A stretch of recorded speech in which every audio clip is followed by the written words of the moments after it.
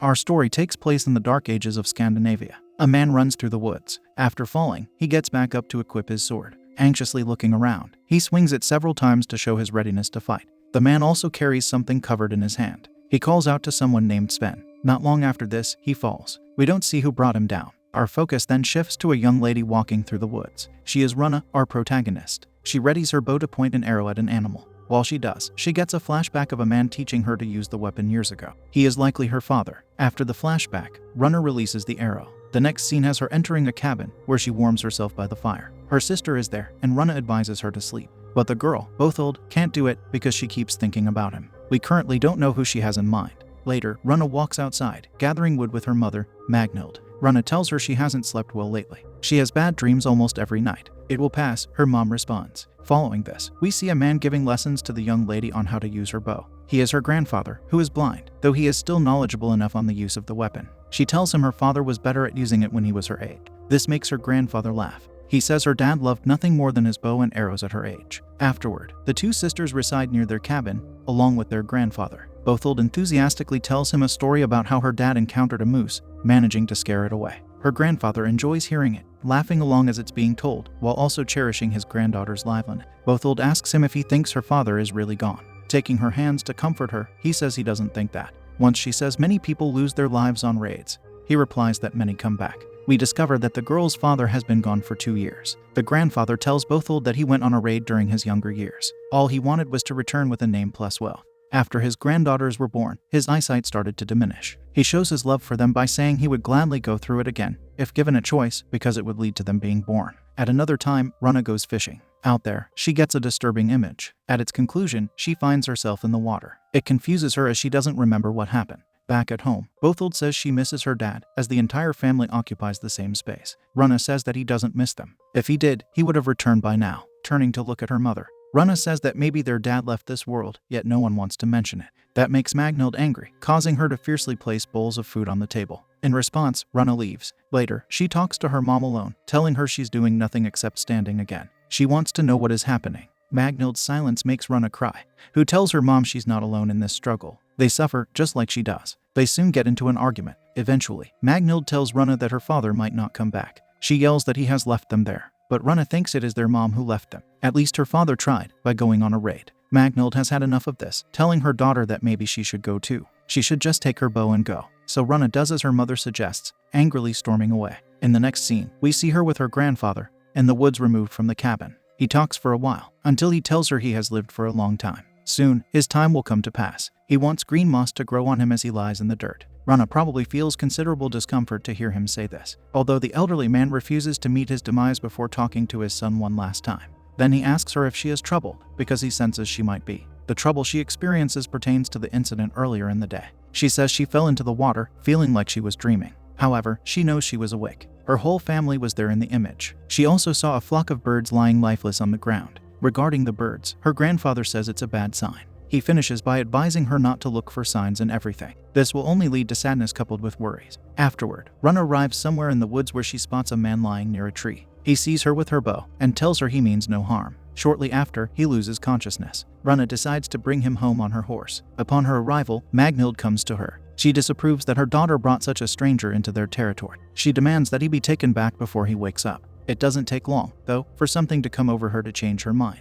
Magnhild touches the man's head, which tells her his fever is high. He might lose his life tonight. She thinks the best idea would be to put him in the goat pen. Although she is helping the man, she still doesn't want him inside the house. At another hour, we see the family near the man as he lies in the goat pen. Runa informs all of them that he said something about gold. The grandfather expresses his concern for him, hoping he will survive. Everyone seems to be okay with the unconscious stranger except for Magnhild. She is the most pessimistic, saying he could very well take their lives while they sleep. But maybe she's just being realistic instead. Eventually, the man awakens. This makes Runa want to bring him inside the cabin. So she drags him there with Bothuld's help, disregarding their mother's will. We soon see the grandfather tending to him indoors. Magnhild wakes up to see him there. Surprisingly, she doesn't berate anyone for his presence. She just offers some help before going back to bed. On the next day, Magnhild says she's going to the market while taking the horse. We observe she comes to meet a man. He seems to be interested in the horse. We don't know who this man is. He tells Magnhild he thought her daughters would come. Not this time, is what she says. Once she returns home, she brings Bothuld a big green hood.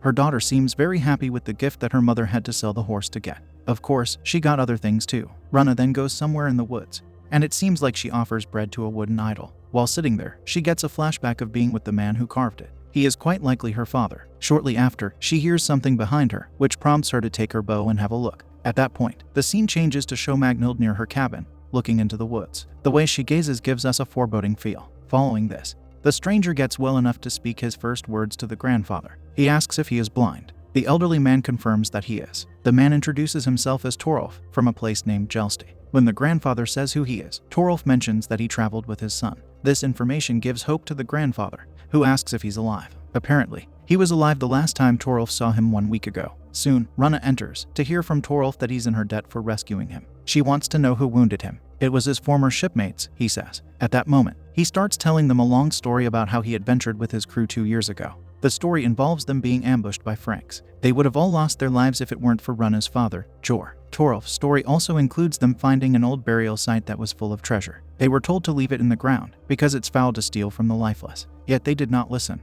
Because of that, everything changed in the morning. Some men started attacking each other due to wanting the gold for themselves. Torolf ran off with Jor. To that, Rana asks what happened to her father. Torolf says her dad told him to meet at their cabin. Continuing with her pressing mindset, Magnhild is there to question their guest about his honesty. Since he lost his gold, he might betray them once Jor returns. It's wise of her to ask this, says the man. He takes off his necklace and swears in Thor's name that he's telling the truth. Then we see armed people walking in the woods. Perhaps they are traveling in the direction of our group. On another day, Magnhild asks Torolf if he feels better. Thanks to the family, he does. She informs him that they have a modest living, with few resources to spare. So if he can walk, he should work for his food. Afterward, Rana talks to him. She says that her mom changed when her dad left. While talking to her sometimes, her mind wanders elsewhere. According to Rana, her mother also fears she could leave her. To that statement, Torolf asks if she wants to. She doesn't say anything, but her look seems to say she does. The conversation switches to Rana's archery. Watching her, Torolf congratulates her skill. If she can teach him how to use a bow,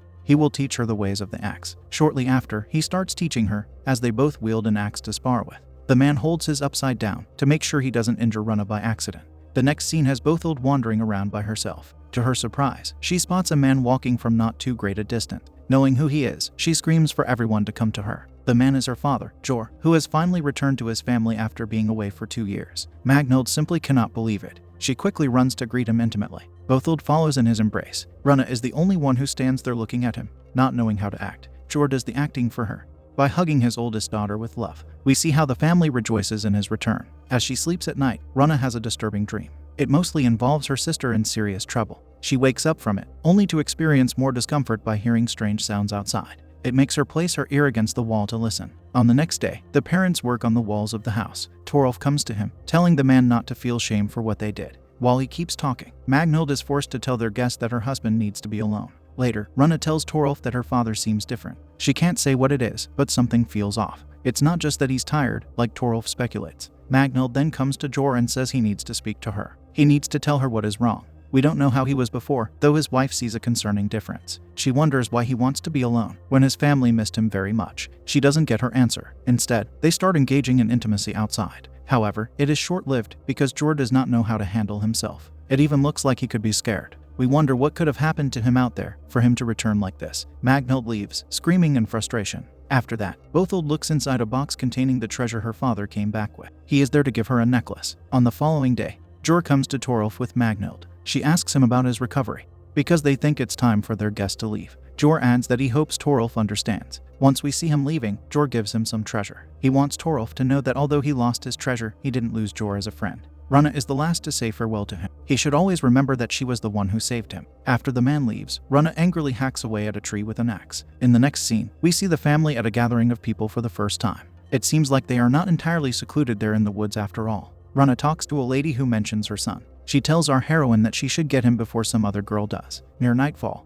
the people engage in some festivity. It's nice to see the family have some fun after the toils of life in the wilderness. In the morning, Rana sits somewhere and overhears two men talking about something strange. One of them talks about something bad that has a rotten smell. Back at the cabin, the grandfather starts hearing voices outside. Scared, he yells out, asking whether anyone is there. He doesn't get an answer, so he crawls back into the cabin to sit near the door, making sure no one enters. While he sits there in fear, the rest of his family engages in another festival. Upon returning home, they notice the fire has been extinguished, which makes them think someone was there. They tell the grandfather to open the door, and he comes out in fear with an axe. Magnhild asks if a thief was there to steal the gold. The only thing the grandfather could say is that they had a very bad smell, along with being silent. It sounds like what those two men spoke of back at the gathering. Trying to be realistic, Magnhild says it was probably an animal, but the grandfather firmly disagrees. This is a man who knows what he felt. Even though he's blind, he would have known if it were an animal. Jor is in alert mode, along with Runna, as they look around, equipped with their bows. The suspense rises while they stand there, trying to see beyond the mist. Yet nothing is to be seen.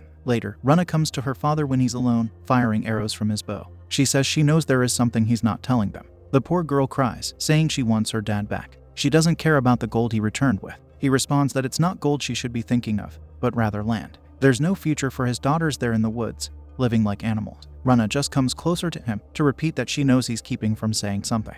At that point, her father says he did wrong, stealing from the grave. Now they suffer for it. He hopes he will get better in time. At night, Runna awakens from a dream where her grandfather talks to her with blackened eyes. The meaning of it is a mystery. She comes to sit beside her mother in bed because her dad is not there with her. Then we see Jor walking alone in the woods with his bow. For whatever reason, the man has decided to go out there. Later, Runna asks her grandfather where Bothild is, yet he doesn't know. It prompts her to yell out to her sister. Not getting an answer, Runna ventures away from the cabin to find her. In the meantime, we see Bothild as she finds a lifeless bird. Someone is walking nearby, which makes the girl hide behind a tree. She starts crawling at this moment, until Torolf appears to make sure she doesn't make a loud sound due to his sudden presence. After telling the young girl they need to leave, they start crawling together. However, they get discovered by a man who runs at them. About to get Torolf, he gets shot by an arrow from Runna, who arrived on time to save them. Afterward, the trio returns to the cabin. Magnhild tells Torolf that Jor left with the gold. At that moment, Runna reasons that her father wants to give the gold back, to make sure they all get left alone.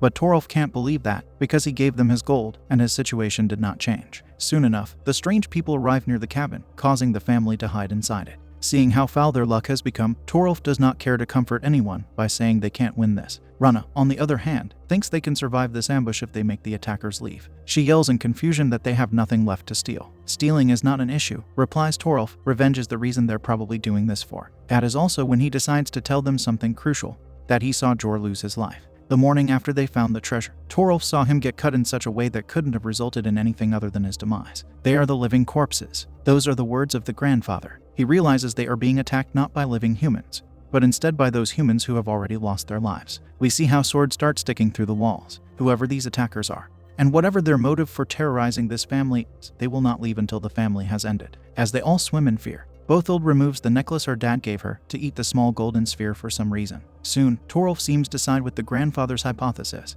by saying that if their attackers were human, they would have burned the house by now. Sticking swords through the walls is something a zombie would do, who can't think of another solution. Magnhild then tries to comfort Bothild, telling the girl to close her eyes. Doing so will allow them to wake up in heaven, where her father is bound to be. Runna stands with Torolf, both ready for the trouble that could enter the cabin at any second. The grandfather, though, doesn't want such readiness, because it will only spell the end for everyone. He wants all of them to go through the back door, while he buys them time to escape. Listening to his plan, they run out, while he stands to receive the onslaught, giving his best defense in the process. Out in the woods, Runna asks her sister where the gold is from her necklace. All that Bothild says is that she's sorry. Somehow, Runna is able to correctly guess that she swallowed it. Eventually, the corpses approach our heroes. Torolf is the first to start fighting. Magnhild tries to hold one off by using a spear, but he takes it from her. Now her wish is for Bothild to run. Torolf saves the mother, while Runna shoots one down with her incredible bow skill. Yet no matter how many they fight, there are too many of them. They outnumber the family in size and fearlessness. One particularly intimidating member of the horde stands out to face the group. He is covered in black armor along with a helmet. More so than the rest, his presence should spawn dread in any living person who he opposes. Runna tries to end him with an arrow, though it just bounces off his helmet. As Bothild runs away, he throws a spear in her direction. Despite the girl being a respectable distance away from him, his skill proves to be superb, with the spear claiming her life. Of course, Magnhild runs to her daughter, holding the poor girl in her arms while screaming in agony. Torolf has to carry her, because they have to keep moving. Soon, they arrive at the area where the carved wooden idol stands. They place Bothild there. The horde does not stop progressing toward them. This is the place where Runna tells her mother they will fight them, even though they will lose. The positive side of it is that they will be able to meet the fallen members of their family, which is now everyone except the mother and her first daughter. To those words, Magnhild smiles. The trio start fighting the zombies as they draw near. Runna shoots an arrow through the one who ended her sister, but he just takes it like it happens every day. That shot seems to make him motion to the horde with his hand. It makes the horde stop coming at them. Then Jor arrives with his bow. Torolf wasn't lying about what happened to him, he's just like the others. He aims his bow at them, while Runa aims hers. Shortly after, she gets an image of her grandfather with healthy eyes, asking her if she knows the meaning of certain words. That image seems to inspire her to do one thing: start singing. She sings a moving song that causes Jor's eyes to return to normality. After that, all the Horde members fall, except that special one who must be the leader. He readies his spear for another throw that we know will not miss its target. Fortunately, Runa prevents it from leaving his hand a second time by firing an arrow into his eye, where he has no protection. That manages to bring him down. The victorious girl runs to her fallen dad. They have successfully defeated their enemies, yet at a great price. The final scene has our heroine sitting alone on the grass, raising her drink to the sky. She also spills a portion of it on the ground. In doing so, we are led to believe she sits atop the burial site of her 3 deceased family members. Our story ends with her getting up and walking away. Hopefully, Runa is ready to move on with her life.